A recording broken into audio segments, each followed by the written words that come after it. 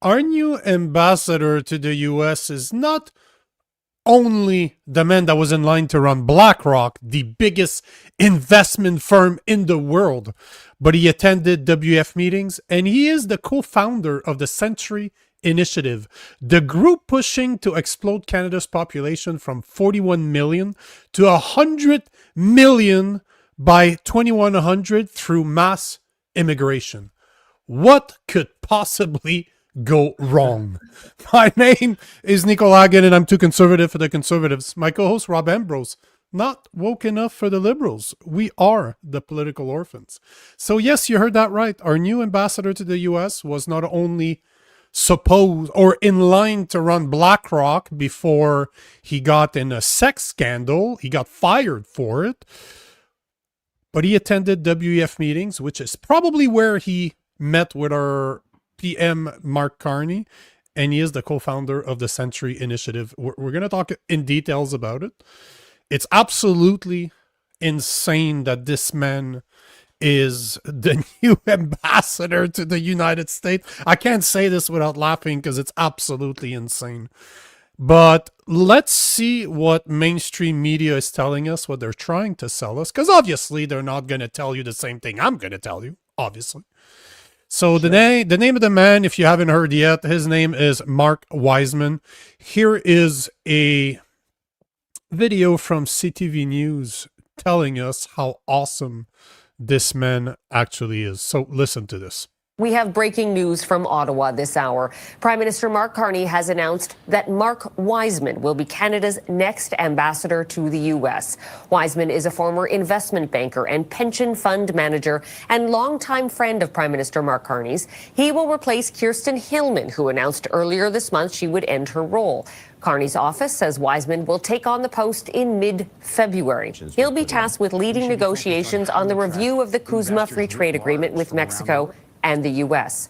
Carney says Wiseman brings immense experience, contacts, and deep commitment at this crucial time of transformation of our relationship with the United States, adding he will help advance the interest of Canadian workers, businesses, and institutions while building opportunities for both Canada and the United States. All right, we're joined now by CTV's Colton Prale in Ottawa. Colton, not a surprise for anybody who's been anticipating this announcement.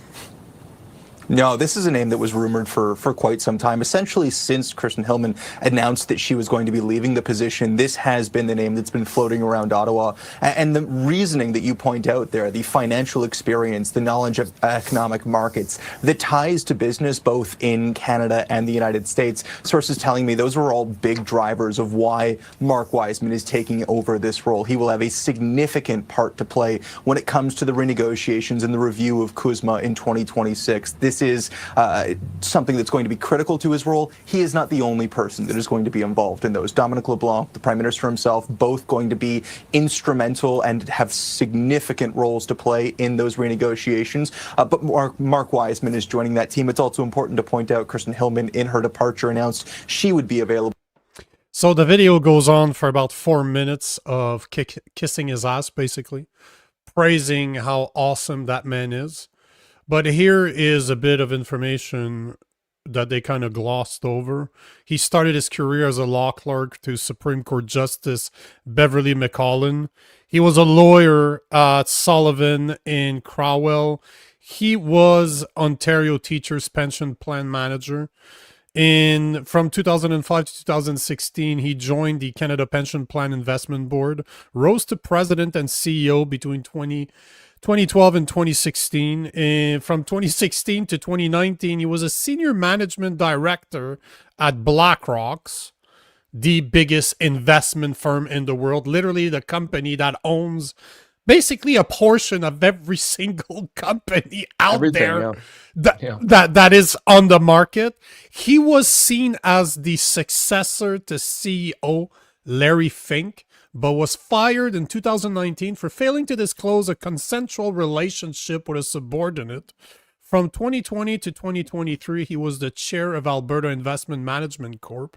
He was also advisor at Lazard Canada and Boston Consulting Group. And as you will see right now, he is the co-founder of the Century Initiative, Now, you're not a conspiracy theorist. You're not like me. Have you ever heard of the Century No. Initiative? No, so Awesome. fill us in. I'm sure you're Fill going to. us in. What do you think? You're like, So this is something I have spoken about on the show, but I had never mentioned that it was the Century Initiative. I just mentioned that it was a plan that Mark Carney was behind. So it turns out that one of his good friends is the co-founder of the Century Initiative, and their main goal. While our goal is reaching 100 million people by 2100 is often cited, our focus has always been on what that growth enables: economic strength, innovation, and high quality of life for all. So if you've ever heard the conspiracy theory out there that there's a group in Canada that is well funded, that is very good friends with our leaders, like Prime Minister Mark Carney, that wants to augment our population from 41 million that it is right now to 100 million over the next 75 years through mass immigration, well, that is the man that's behind it. So our new U.S. ambassador, our new Canadian U.S. ambassador is... Not only was he in line to run BlackRock, so not only was he in line to run BlackRock, the biggest investment firm in the US, he's attended WEF meetings in Davos, Switzerland. He is the co-founder of the Century Initiative, the group, as I just mentioned, that wants to push our population from 41 million to 100 million in the next 75 years through mass immigration. He now holds the most powerful position internationally in Canada, the ambassador to the US. This is the man, the globalist banker Prime Minister Mark Carney chose, a globalist investor that used to be at the WF almost ran BlackRock, and is the co-founder of the Century Initiative. That is his pick. And somehow mainstream media is selling that like it's a good fucking idea. Like, what could go wrong? Yeah. I mean, I'm clearly like 100 million people by 2100. You'd have to have extreme immigration rates. So this, right off the bat, that's absurd. And anyone pushing that idea is, I think their judgment has to be called into question. And also, it's not that many. Let me stop you there. I'm sorry to cut you off, because thank you for saying this. As per calculation, in order to reach that, it would need a sustained 450 to 500K a year. So it's not that hard. We literally just need, if we continue with the numbers that we have right now, we are reaching that. Yeah. Zing, zing, zing. Exactly. Yeah. But that's just a conspiracy theory, right? But I showed you the website. And this is not a conspiracy. You can easily find it. He's talked about this. He's the co-founder. You can go on the website that I just showed you. He, like, you know what? I'm going to put it again. Like, you just go about us, who we are, meet our team, and zig a zing zing. Mark D. Wiseman, chair of the board of directors and co-founder. So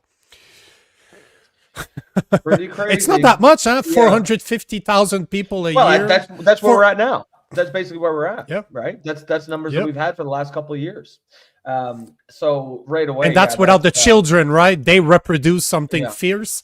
So 450 to 500. It doesn't sound that crazy, considering that our prime minister is telling us we will drop it down to those numbers. Oh, motherfucker.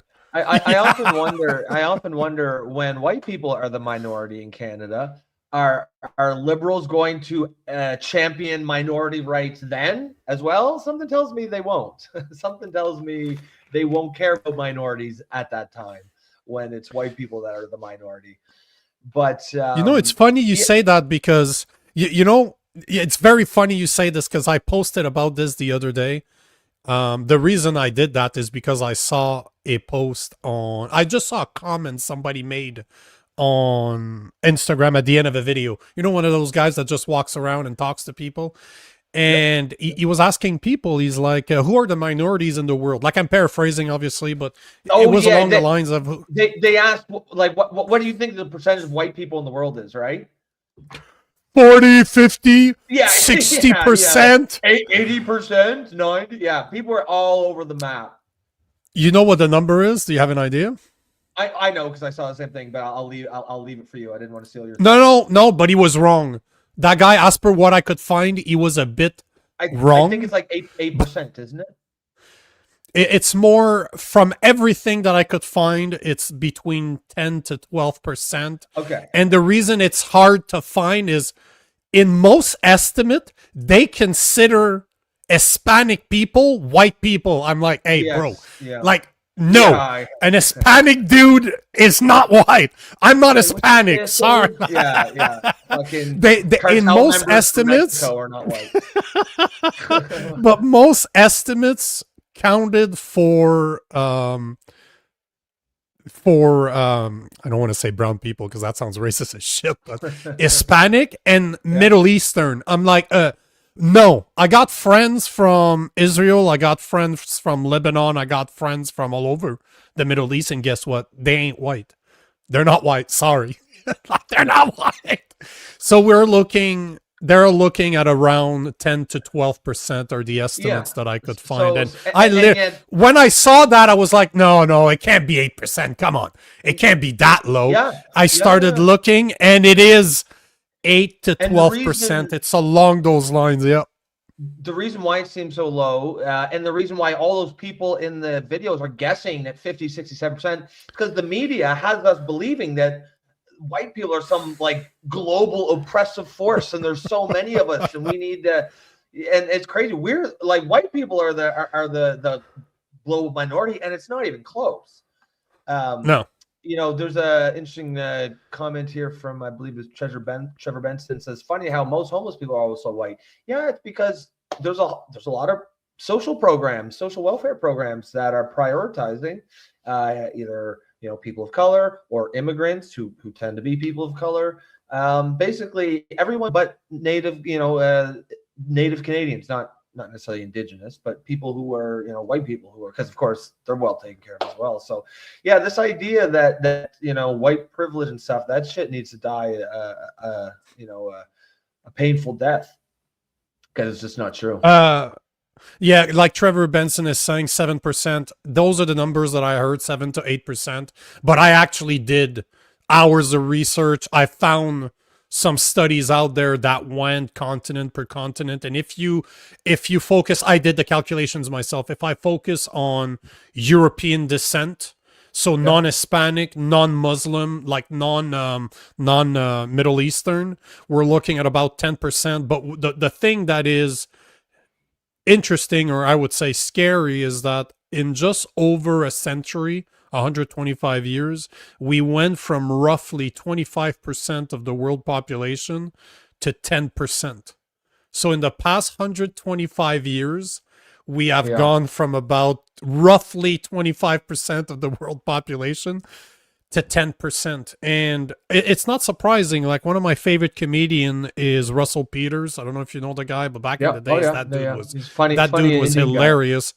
Yeah. Well, he's from Brampton, but he was saying in one of his first shows, he was saying exactly that. He's like, guys, you know, white people, you might as well start sleeping with Indian people, because we're going to overpopulate you.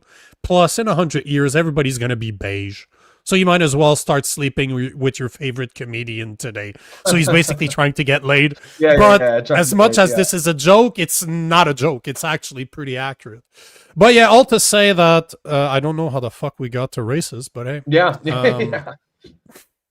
But this is a bit of information when it comes to our new Canadian ambassador to the United States. BlackRock, in line to run BlackRock, not just an employee, in line to run the biggest investment firm in the world. He was at the WEF meetings in Davos, Switzerland, where he probably met Mark Carney, and he is the co-founder of the Century Initiative.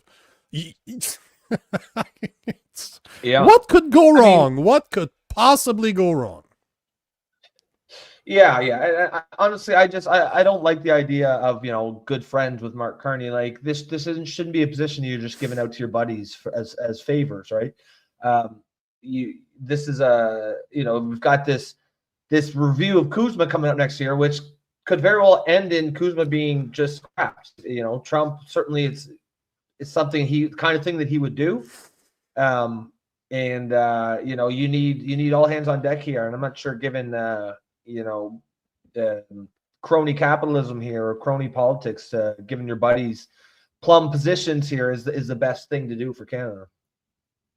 It's the perfect segue. Thank you. Because as a reminder, guys, at 8:30, we are at 8:30 today, 10 minutes from now, we are joined by Sylvain Charlebois, aka the Food Professor, to speak about Kuzma, especially the new U.S. demands where they want to get access to our dairy market and what it means to Canada. So we're going to be speaking about our dairy cartel. We're going to be speaking about our supply management.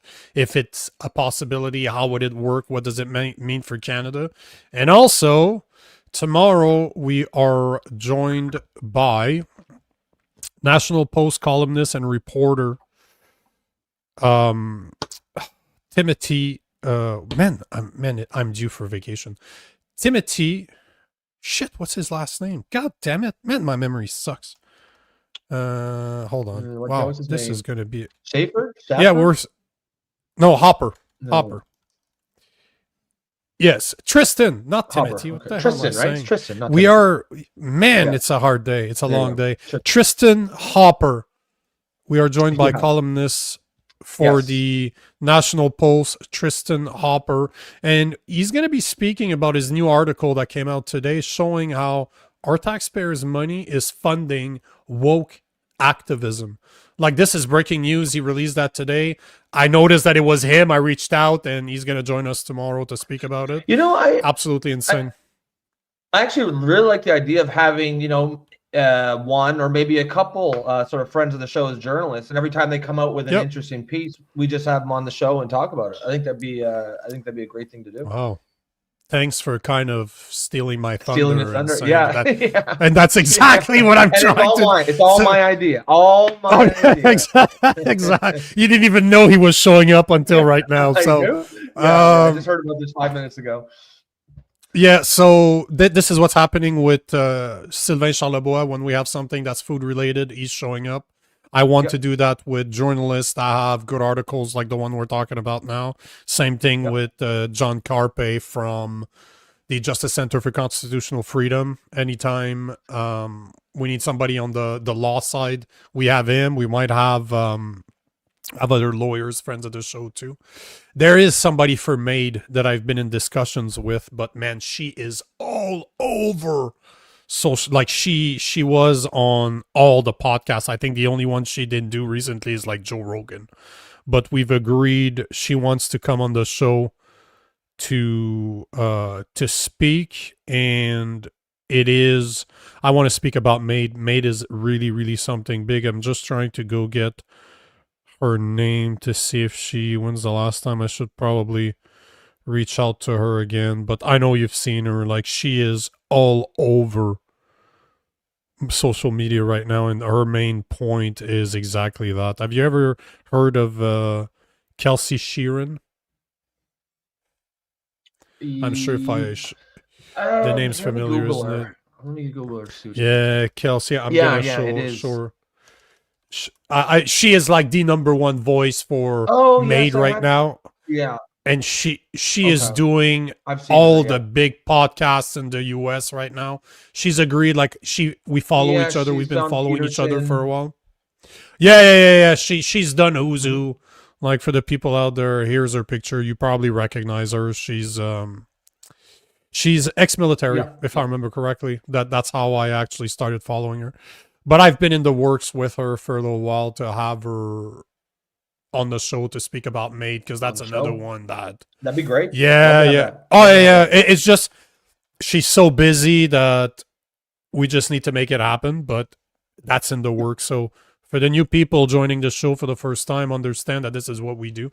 At least I spend a lot of time trying to get great guests to speak, especially specialists like we're having today. We literally, Sylvain Charlebois, if you guys don't know the food professor, he's been in federal committees to speak about food in Canada. He's one of the top experts in his field, and he's going to be here. We get access, we're lucky to have access to some of the biggest names in Canada. So if you have recommendation, if there's people you think we should have on, let me know. I will do my best to get in touch with.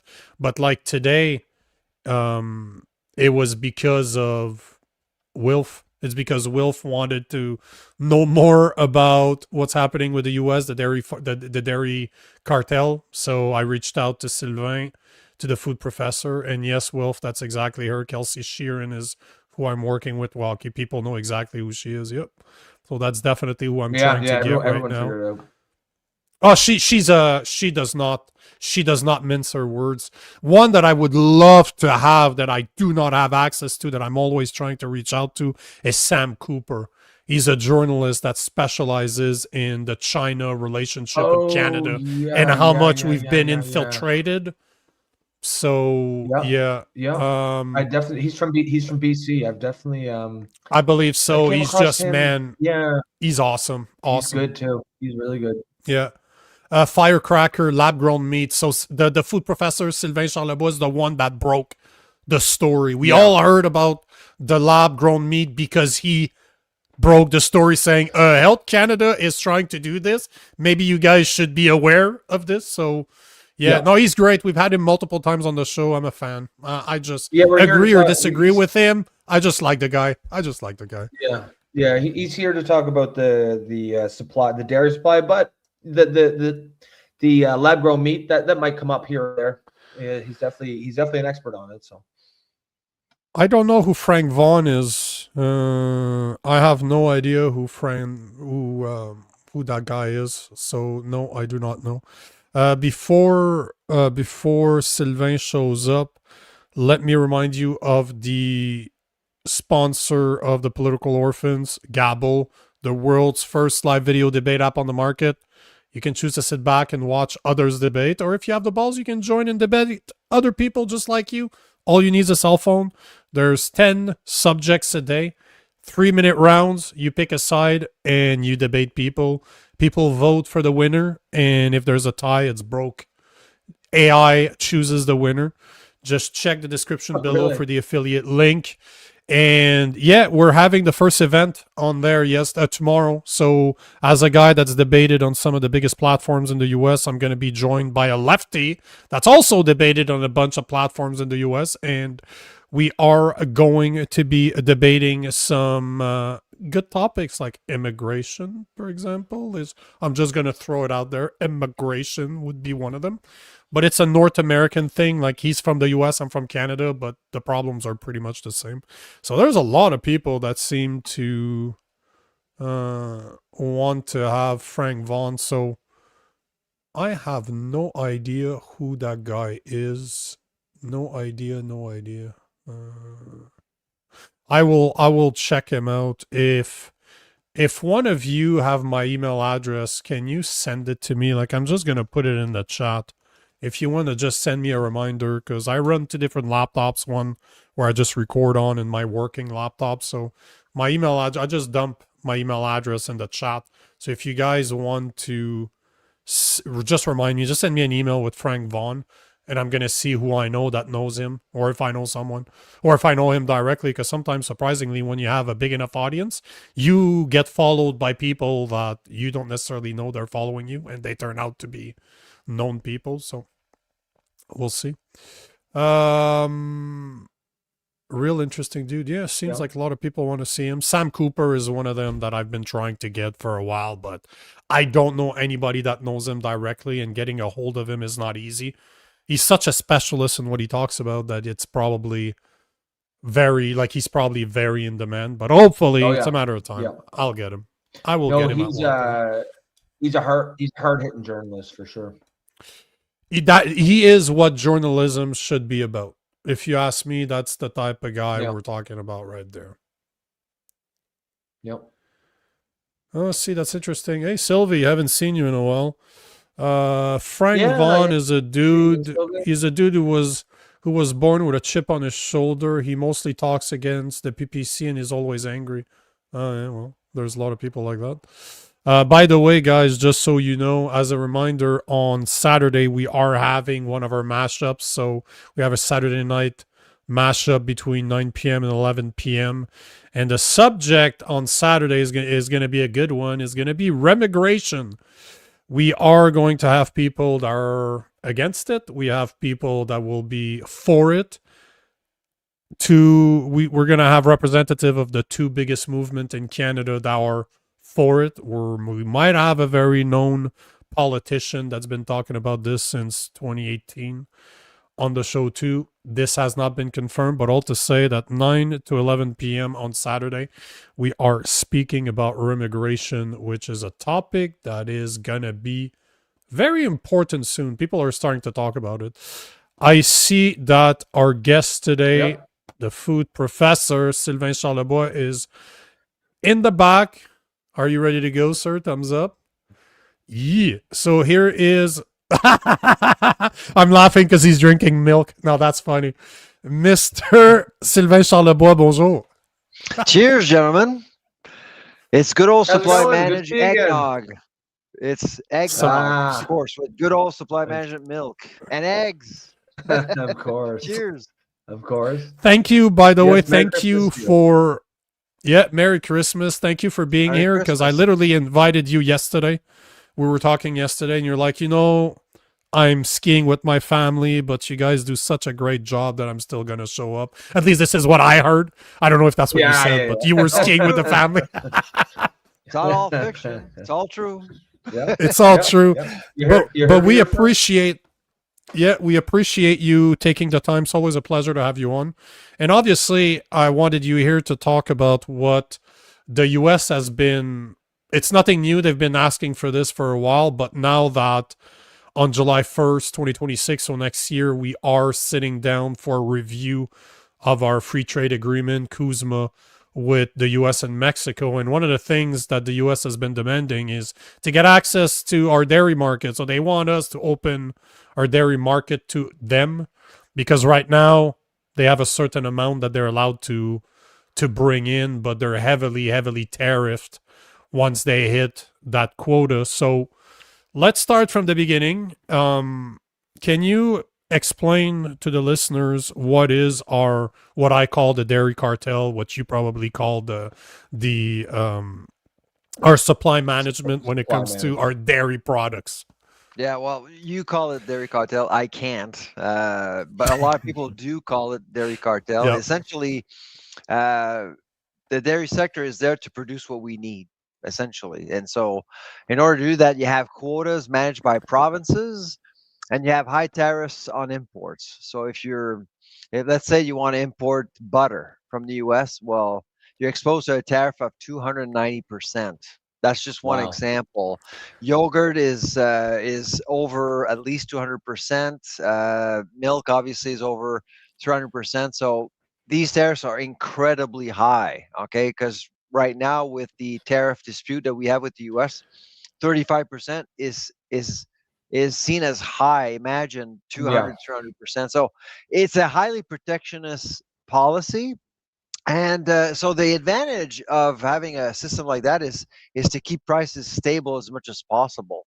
The disadvantage, of course, is that there's just no innovation and no growth. You're basically managing demand. So you set quotas based on demand. And so many countries around the world have disputed Canada's regime. In fact, many countries around the world had what Canada has now, supply management. New Zealand, Korea, UK, Europe, the entire European continent. They all had supply management. They got rid of supply management years ago, and Canada is the only one left. It's the only one Western country in the world to have supply management. So that's why we're incredibly criticized by the world community as a result of this regime. So, and when you look at free trade or you look at trade, we've signed quite a few deals in recent years, but we're still holding on to this very protectionist policy. So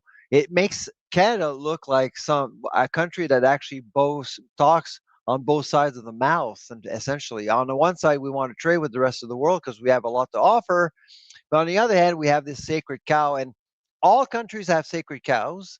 But this one is getting harder and harder to justify just because of the costs to taxpayers in Canada, and of course Trump. I mean, Donald Trump is the first leader in the world to openly criticize supply management in Canada. So you got to give that to him.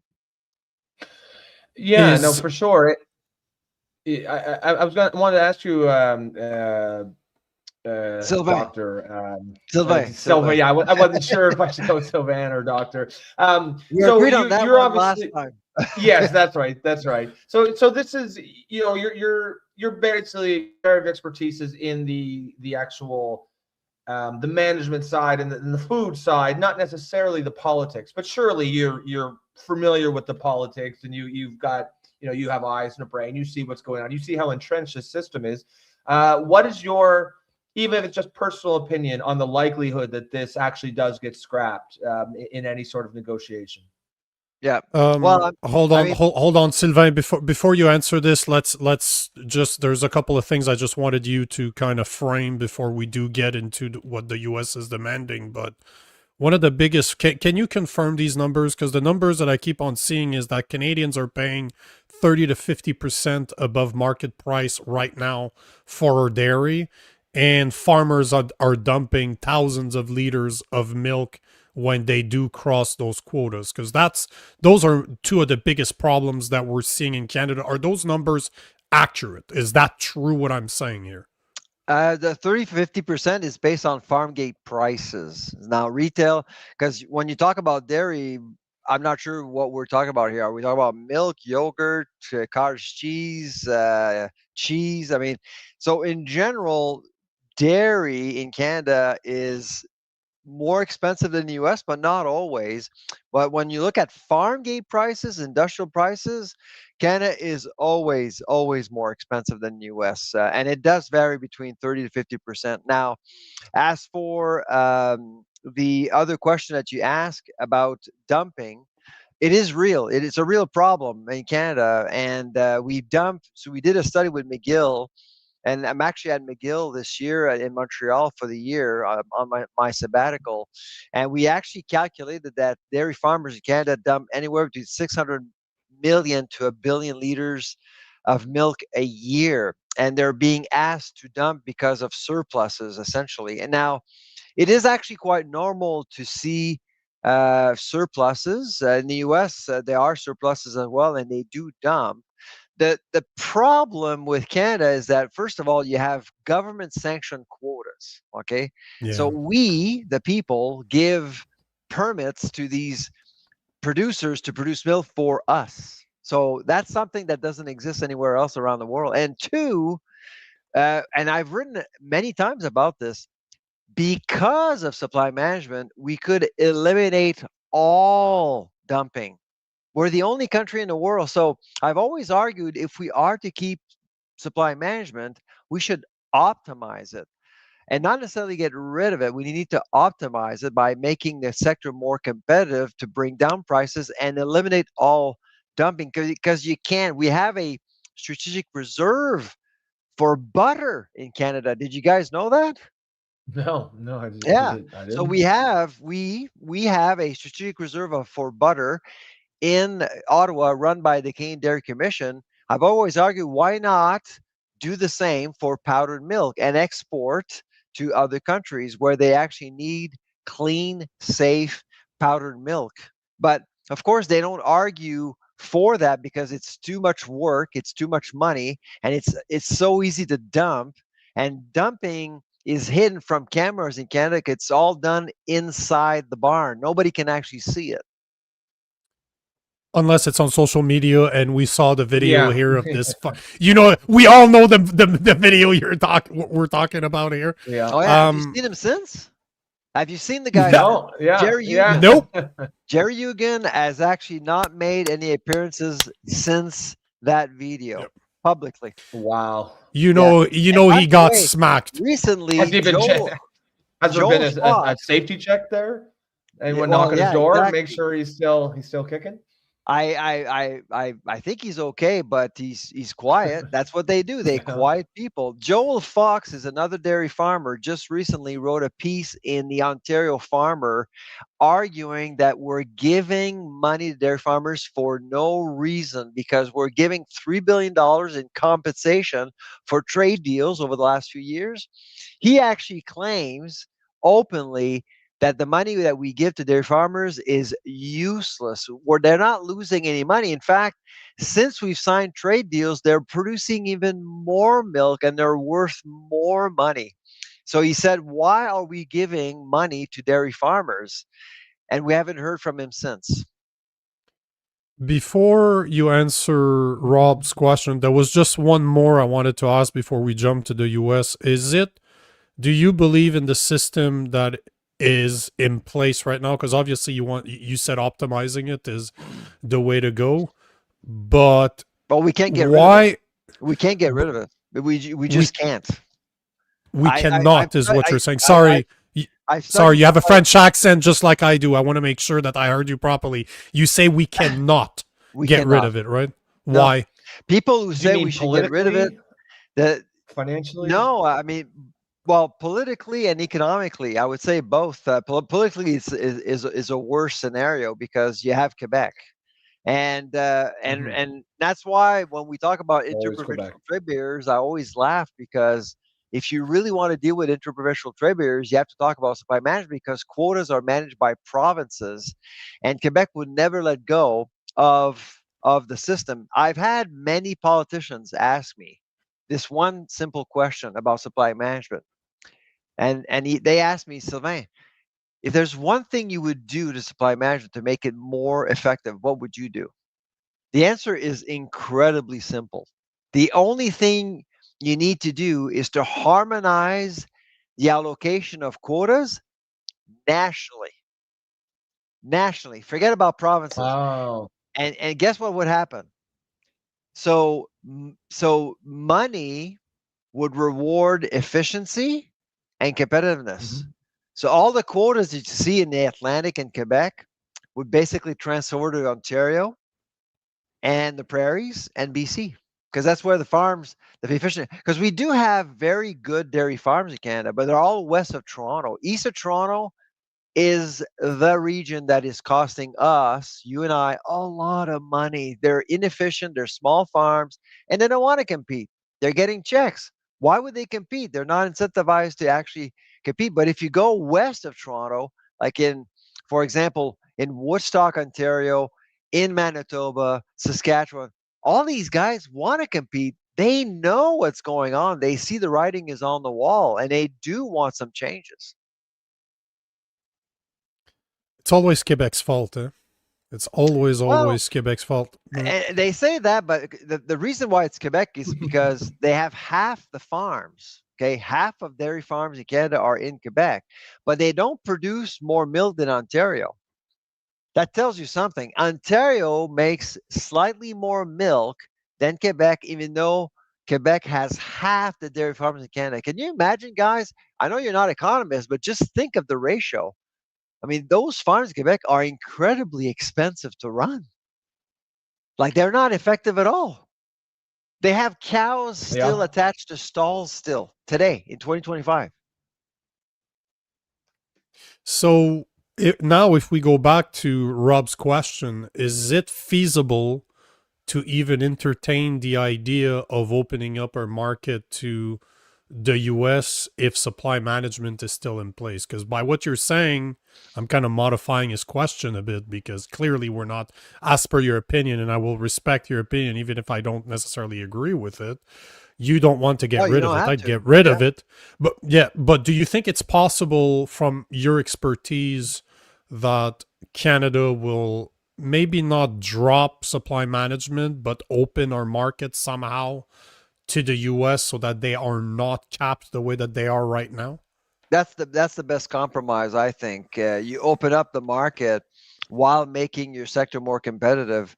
With eggs and poultry, we don't really have to have that conversation. They're good. If we open up the market, they'll be able to compete. Not dairy. Dairy would collapse overnight. So, as you progressively open the market to foreign importers, you basically try to make the dairy sector more competitive progressively, and you need a plan that stretches over 15 to 20 years. That's why Oh, we should have actually committed to make some changes 10, 15 years ago.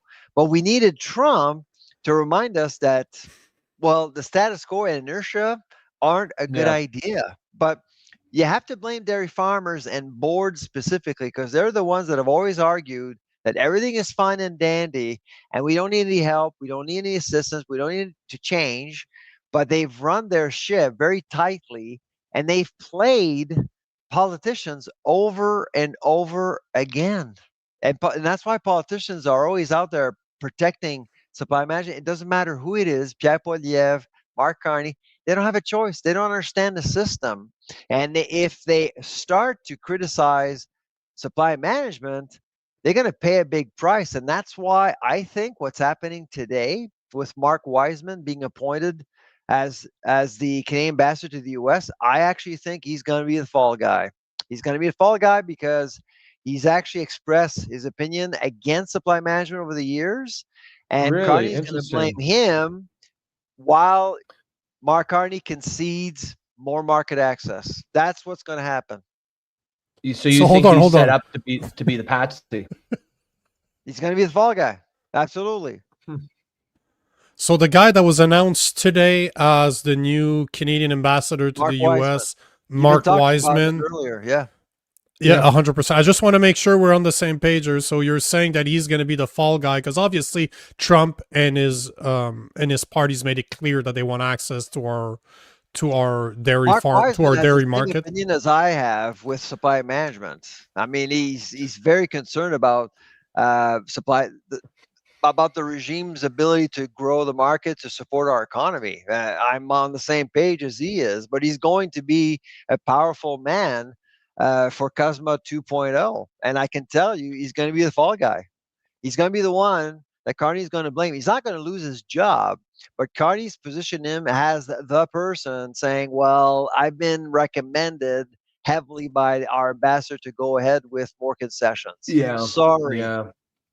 Here's a check, by the way, for hypothetical loss that you're actually going to take, Mr. and Mrs. Dairy Farmer, because we're going to pay another hefty check of $1.72 billion probably in compensation for no losses at all. Wow. I remember when you were here last time, Sylvain, you had said something I thought was interesting. You said the dairy farmers themselves aren't really benefiting from supply management. So it seems like the Canadian consumer is not, because we pay higher prices. The dairy farmers themselves aren't, as you say, necessarily all universally benefiting from this. So where's the power coming from? Who is benefiting from this? Boards. Like, where's the tail that's wagging the dog here? Well, so yeah, we have to be careful here. So you have what I said last time, I think, was that dairy farmers are victims in all this. Okay, so they get fed information from boards. Boards are the political beast here. Boards are the one telling you and I that everything's fine. But when you start talking to farmers, many of them are disgruntled. They know that Dairy Canada can do much better. I mean, we have tremendous potential. If you go around the world, people want our dairy. In 5 years from now, not in 10 years, not in 20 years, in 5 years from now, the world will be short 5 times our national production of milk, 5 times Canada's national production of milk. Can you imagine the opportunities here for Canada? But supply management is holding us back. It's holding many dairy farmers who want to compete back. And they're very disgruntled, but they can't say a word. They can't really go out and express their opinion because they'll be squashed. Just like Jerry in Ontario when he actually filmed himself dumping 30,000 liters of milk. So yeah, It sounds to me like literally a mafia that's taken over. That if you step out of line, you're going to be reprimanded, Boards, the and boards, yeah. and it's extremely So in powerful Ontario, it because would be the Dairy Farmers of Ontario. In Quebec, it yeah, would be the UPA and la Fédération des producteurs de lait du Québec. So each province will have their own boards, and they're the ones controlling information, and they control politicians, and they control, yes, you guessed it, academia. Why do you think I'm the only guy in the country criticizing supply management? Because I'm free, I'm independent. Most academics who understand supply management can't speak up. They can't. Do you think they They'll would lose agree their with you though? job. Would most of them would criticize if they could? Oh, I've seen them, yeah, absolutely, many times. But the younger scholars starting their careers, they were never able to find a job at a university just because they expressed their opinions against supply management. And so the Dairy Farmers of Canada would block any hiring. They are incredibly well connected. Most Canadians have no idea. I've always believed that the Dairy Farmers of Canada are likely the most effective and powerful lobby group we have in Canada. Yeah, let me and I've ask you a compared it with question. NRA in the U.S. It's not fair because NRA is about guns and it's different, but the NRA is incredibly powerful and influential in Ottawa, similar to what I see with the DFC, with the Dairy Farmers of Canada.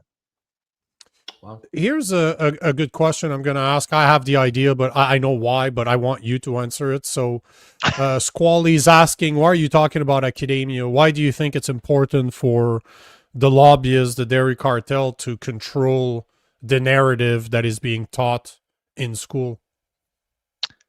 Well, I mean, it's all about image for them. You know, I throughout the years we've been behind some scandals like the Buttergate scandal, when we actually outed dairy farmers because they were using palm oil to feed cows, and we ended up with harder butter. That's why butter in Canada is so pathetically bad. I mean, you actually leave your butter on the counter for 2 days and it's still hard. You can actually put a nail in the wall with your butter because they Was actually it feed cows with because they palm don't oil. serve palm oil? Is that makes the butter soft? That makes the butter hard. Oh, it makes it Yeah. hard. I gotcha. Okay. Yeah, it makes it. If you travel, if you go to Europe, or even if you go to the US, you'll notice right away that their butter is softer because Mhm. they regulate really how cows are fed. In Canada, it's all regulated, self-regulated by boards. Boards are the one, and of course, right now they do encourage the practice because it increases the butter fat content in milk and butter. In butter, there's a lot of money for dairy cows, for dairy farmers, and so they don't mind letting them use palmite. That's the ingredient, feeding cows to increase the butter fat content in milk. So there's a lot of things going on. Our job over the years was to out them as much as possible and telling people exactly what's going on. The milk dumping study was exactly that. So we actually come out with a number because they don't disclose anything. They don't have to. That's the thing. They don't have to say anything. They just say good things. The blue cow, we're great, we're awesome, high quality products. But when we came out with the study of 1 billion liters wasted every year in Canada, they went to the media and said, Charlebois is wrong. That number is wrong. So the media said, okay, what's your number? Well, I said, well, we can't tell you. It's confidential. It's 900 million, 999 Come on. million. It's not a billion. It's not a Like billion. seriously, could you be a little bit more Yeah. transparent? Because we're all paying for that milk. We're all paying for that milk with government Yeah. sanctioned quotas. It's very different than the US. So I think they owe us some transparency, but they never wanted to because it's bad for their image. So, No, absolutely. considering that it is a demand that the US is making, that we have the review of Kuzma coming in on July 1st, 2026, and we have a fall guy already that's been announced today. We look at the numbers. Like right now, our dairy market is estimated at about $16.2 billion USD. in Canada. That's what it's worth to the US. But our CUSMA, if you look at the price of our CUSMA free trade agreement between Canada and the US, is worth anywhere between $900 to $950 billion when you count services and everything.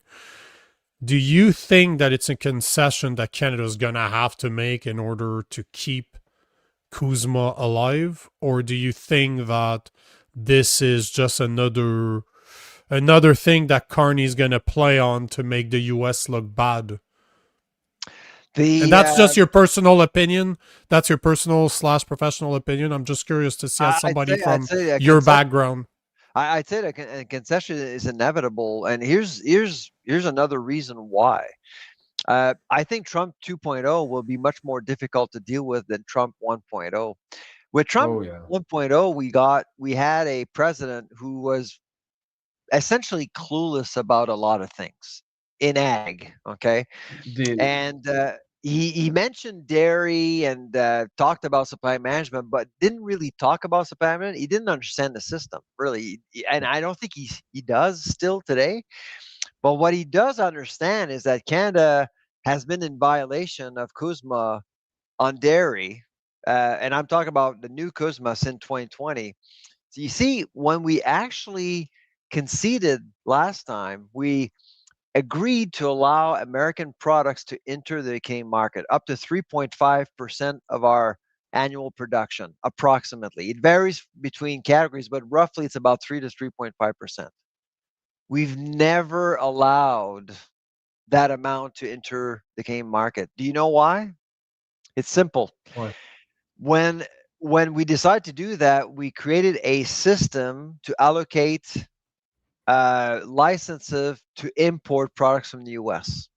Okay, so we gave licenses to different companies, allowing them to import products from the US. We gave these licenses to companies that had no intention to import anything at all to raise competition, like Loblaw, Saputo, Lactalis. They already have their dairy products. Why would they want to buy more products from the US and bring more competition and force them to bring down prices? Trump knows that Canada is dishonest when it comes to concessions. So he's coming in this time around being, I'm sorry to say, incredibly pissed at Canada when it comes to dairy. So that's why a concession would be a win for us, would be a win for Canada, for the dairy sector. I'm expecting way worse. And that's why Mark Wiseman is going to be the fall guy to something much worse than just conceding more market access. There's something else that's going to happen. And my guess, he may be after, more than what he wanted. He may go after eggs, may go after poultry. Who knows? The baby formula issue is another one that's coming up, because we've been protecting the Canadian market a little bit. So there's lots that Trump can do to really disrupt the dairy sector in Canada beyond just more market access. What do you think that is? If you could say it, what do you think he's going to actually ask for? I wouldn't be surprised, for example, that he would ask Canada to allow American companies to invest in Canada and build plants right here. That would be one thing, dairy probably. Plants. Yeah. Wow. And allow these plants to get milk from the US, not from Canada. Yeah, I think when you, at least as a layperson on the outside, to me, it would seem almost unthinkable, or just a massive blunder for Carney to allow, an issue like the supply management, which, as Nico said, is what, 16 billion, or relatively small, to derail all of CUSMA. But Trump's just, vindictive enough to allow that. So I think he's not after. So to be clear, to be honest, I don't think Americans care about the Canadian market when it comes to dairy. We're small, and frankly, most Canadians, let's be honest here, most Canadians wouldn't buy American dairy products anyway. And Trump knows that. He's going after dairy because he knows it's a politically charged issue right here. And he gets the attention he needs to move I agree other with that. issues. That's really what's going on here. I don't believe that, man.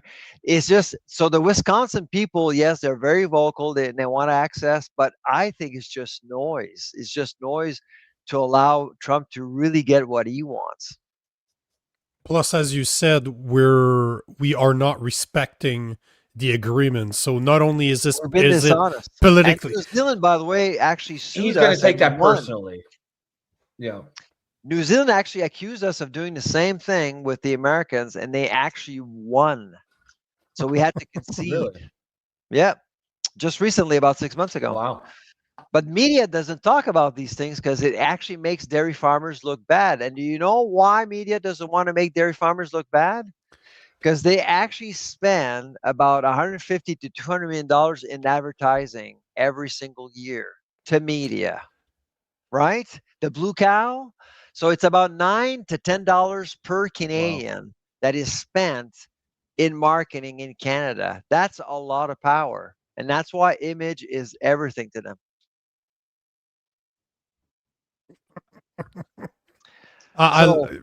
Cheers, my friend. Absolutely. Well, as always, I don't know if you had it. Supply managed. Eggnog. Go ahead, Nico. Yeah. Oh no, I was going to ask you if you had another Yes, question yes, for him yes. because I'm done. That's all I had for him. I Okay. really appreciate your time. I know he wants to go get drunk and ski. That's what we do in Quebec, Yeah, right? yeah, We get drunk and we ski, not necessarily in that where order. are you at? It's a little cold, Are you out of the but slopes there right now? yeah, I'm in Saint-Sauveur, Quebec. Is just north of Montreal. So I don't know. Yeah. It's about Oh, an hour nice. north. It's just beautiful here, and but it's been cold today. It was minus 20, minus 25 with the wind chill this morning, and but tomorrow should be better, and Christmas Eve as well. So we're with the kids here, and we're having a great time. And I hope you are having a great time too. You need some time off, guys. Yeah, I know. We're Time just off. workaholics. What the over hell here. what are you And, talking about? as- Time off. As Trevor Benson says, so many rabbit holes, so little time. So we went to a few tonight here with you, Sylvain, and that was excellent. There's of course all kinds of other ones. We'd love to have you back on to discuss. Absolutely. It's always great. It's always great to have All you right. on. Listen, guys, Merry Christmas to you and to your family. Merry Christmas to you as well, sir. We'll see you Bye-bye. next time. Have a good night, sir. We'll talk to you later. Thanks for your time. There you have it. Yeah, guys, what did you guys think? I'm a fan. I agree, disagree with him. He's always open. He's always ready for a conversation. And you know what's funny? He's one of those guys that never ask for really what we're going to be talking about. I literally just said, hey, you want to come back on the show to talk supply management? He's, yes. Tomorrow works? Yes. Okay. We'll see you tomorrow. So, yeah, great conversation. At least no, I it was enjoyed it. What'd you guys think? What'd you guys in the audience think of the conversation? Because you heard it first. He believes, because there's no way he talked about that today anywhere else because he was on the slope with his kids. So you heard it first. Yeah, Mark yeah. Wiseman is going to be Yeah. the fall guy for the He's the dairy fall cartel. guy. It's actually You heard it it's pretty- first. Pretty insightful there. Yeah, you heard it here first. And if whether it's true or not, it certainly makes sense. I buy it. I believe it. He Sounds won't like have a Carney choice to concede. You won't have a choice to he's got concede. he's If gonna have the to do mark something. $16.2 billion compared to $900 billion plus, as Sylvain was saying, we are not respecting Kuzma when it comes to our dairy market. So we're at Yeah. fault no matter what. And we all know Trump's not going to let that go. And he's probably right. That's $16.2 billion. He takes it personally. He doesn't give a fuck about the $16.2 billion when Yeah. the free trade agreement is worth $900 billion. He don't care. So Yeah. what is he going after? And he's right. That's the part I'm very curious to see. What will be his demands? Because there's no way to know. That dude is so all over the place. There is no way to know what he actually wants. But on that note, guys, I want to thank Will for the tip, $2.79, always appreciated. Yep. Thank you, And sir. as always, Stu, thank you for the tip. Dairy is just an attention grabber, like Sylvain said, for other issues. Trump is much smarter than Canadians politicians will admit, and I couldn't agree with you Yeah, more. it's a good comment. Underestimating Trump is not a good idea because, as Sylvain said, he's the only president in the world to have the balls to show up and say, "Fuck your dairy cartel. Fuck the way your supply management work. I don't like it, and I want to have access to it." So, yeah, Yep. he's definitely somebody, like we've said from the get go. He moves the needle. Nothing stays the same. Love him, hate him. Nothing stays the same under Trump, and Kuzma's not going to be any different. I agree with that 100%. Looks like just some of the comments here. It looks like pretty much everyone really enjoyed the interview. Everyone seems to really like Sylvain, which is, it's great to have him as a friend of the show because, we're both right there with you guys. He's just a cool guy, just likes a chill guy. He's good conversationalist, but also actually has good information. Right? He's got some inside dope there, and hopefully, it looks like you guys enjoyed that as much as we did. And don't forget, he's the one that broke the story for the not the lab grown meat, but the clone meats that Health Canada was trying to pass as regular meat, like not tell us, not identify it as being clone meats. He's the one that broke the story. So this is what I find very interesting because he is liberal. Like he's more liberal than he is a conservative in his political views, I'm pretty sure. But he will say what he believes, no matter what it means politically, because if you were paying attention, he's like, it doesn't matter. The lobby for the milk industry lobby in Canada, it doesn't matter that you're conservative or you're liberal. You have to kiss the ring. Everybody kisses the ring in Canada when it comes to politicians, when it comes to mainstream media. You don't have a choice. Well, I'm not saying you don't have a choice, but they're too powerful and they probably give a shit ton of money to all their campaigns to make sure that they continue doing what they're doing. Yeah. Just want to take this conversation. Dasso's. Yeah, it was. He says, I still want to hear his reason for claiming the Liberal government with Carney is refreshing. So he did say that the last time he was here. But I think, and there was he took a lot of criticism from here, certainly from our audience. I think people are, here we talk about politics and people here are pretty much political minded and we see it through that lens. But I think he's not really that guy. He's not an overtly political guy. I'm sure he has his politics, but that's not his thing. I took that to mean, that comment, when he said it's refreshing, I think he meant the adults are in the room and he's not talking about their politics per se. I think it's just the person that, like, Carney is not an idiot, right? And he has stock, like, you can disagree with his politics, but I think he has, for the most part, stocked his government, not the political points, but the people running it with adults. Whether you agree with them or not is a completely different thing, but people from the finance world, people who are used to being, having not just stooges, not just ideologues, and that's what I think he meant. People who can at least, who feel like he's talking to another adult and not a political, brainwashed liberal type. I think he meant it separate from the politics and the policies and all of that. I don't know. I have no idea whether he agrees with that or not. But I think he just meant the people he's dealing with seem to be at least, adults and able to interact with him in a way that he seems to believe government officials should interact. I think there's a bit more to it too, as in, if you love or hate Carney, and I cannot dislike this man more than I do right now, but he's moving the needle. Nothing is staying the same under Carney. Yeah. Like, if you look, he is fucking. That's part of it. I'm just guessing. If I saw the comment, I would have asked him at the end before we let him go, because I don't think he's scared to answer that question at all. I don't think it worries him.